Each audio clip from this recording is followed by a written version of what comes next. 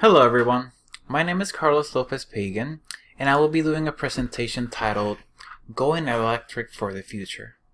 I will cover electric vehicles and how we must consider using them as our main source of transportation for the good of our future generations.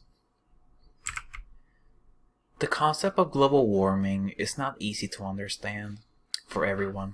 In its essence, global warming is the increase of temperature on Earth's surface. This happens because there is a layer of greenhouse gases on Earth's atmosphere that traps the heat inside. On the other hand, climate change is the change in weather patterns all around the Earth due to the change in temperature caused by global warming. The reason I want everybody to understand these concepts is because I will discuss how the transportation sector contributes to this. According to the science journal DU Quark, one of the biggest contributors to the destruction of our environment is the transportation sector. In fact, the transportation sector contributes to about 28% of the total greenhouse gas emissions produced by the United States. The reason this happens is that internal combustion engines, or otherwise known as gasoline-powered vehicles, produce carbon emissions all around the United States. This is why, in order to reduce the impact that internal combustion engine vehicles cause on global warming, we must all consider switching to electric vehicles as the main operating vehicle in the United States. Not only they do not produce emissions during their operations, but they also cost less to operate than regular gasoline vehicles. To understand this, one of the problems the electric vehicles industry is facing, we must understand what lithium-ion batteries are. These batteries are found in many devices like our smartphones and laptops. The reason they are used by all these manufacturing companies is because they are easily rechargeable, they last long periods of time once fully charged, and they do not require a lot of maintenance to function. One of the biggest challenges the electric vehicle industry is facing is that the cost of manufacturing lithium-ion batteries is expensive. This leads to an increase in the cost of electric vehicles, making them more expensive than even some of the most modern gasoline-powered vehicles available. The reason manufacturing lithium-ion batteries is expensive is because there is a process of mining resources like cobalt, nickel, and manganese. Another problem the industry is also facing is that the manufacturing process of electric vehicles contributes to climate change because the energy that it is used to manufacture them comes from burning fossil fuels. According to a study published in the scientific journal DU Quark, the production of lithium-ion batteries emits 1.43 times the carbon dioxide than the production of gasoline vehicles.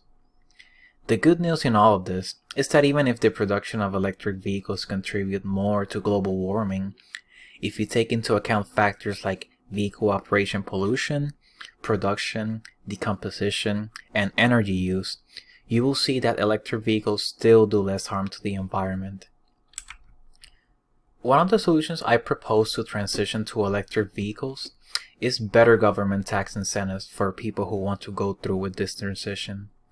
There have been studies that suggest that government subsidies play important roles in promoting EV acceptance. Currently, the United States offers a federal income tax credit up to $7,500 for select vehicles.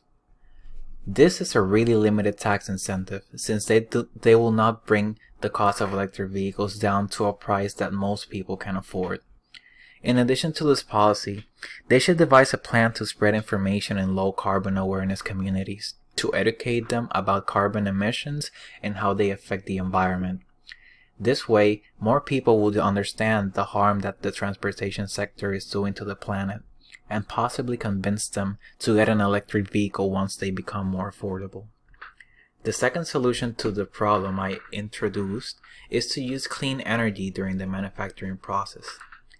This is a process known as grid decarbonization, and it happens when power plants use renewable clean energy instead of burning fossil fuels to generate energy.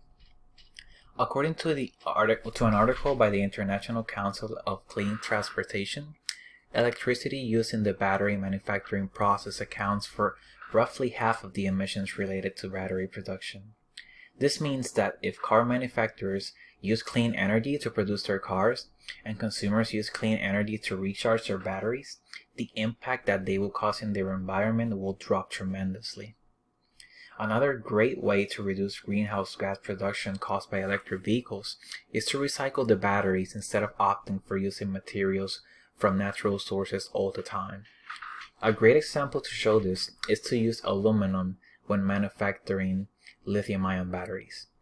If you use recycled aluminum instead of the aluminum mined from natural sources, it will produce approximately 95% less greenhouse gas emissions compared to producing aluminum from natural sources.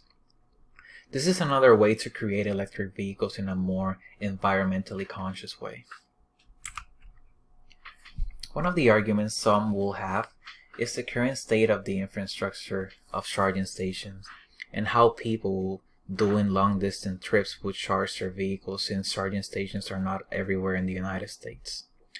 The solution to this problem was found in a study that stated, with further increases in sales of electric cars, infrastructure will also develop.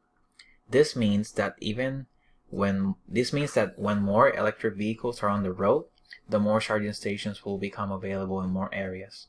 We can see this in countries that are well developed in the electric vehicle market like China and the UK. They offer 3.5 and 3.1 charging stations per 100 kilometers respectively, and this number keeps growing as time goes by. Another argument that will be used against the transition from gasoline vehicles to electric vehicles is that if owners charge vehicles from their homes and public places, this means that most likely they will be using energy coming from burning fossil fuels. This is one of the biggest challenges that the industry is currently facing, since the main source of energy in the electrical grid in the United States comes from fossil fuels. The solution to this problem is to use sources of renewable energy to charge the vehicles. This means that in the coming years, electrical grids must go through a change from using energy from fossil fuels to using clean, renewable energy. This is why in the next decade there must be a push to use renewable sources like solar energy, wind energy, and hydro energy.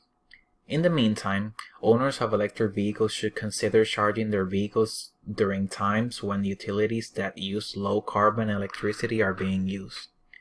This would relieve the congestion in the electrical grid in a scenario where the majority of the population uses electric vehicles as their main source of transportation.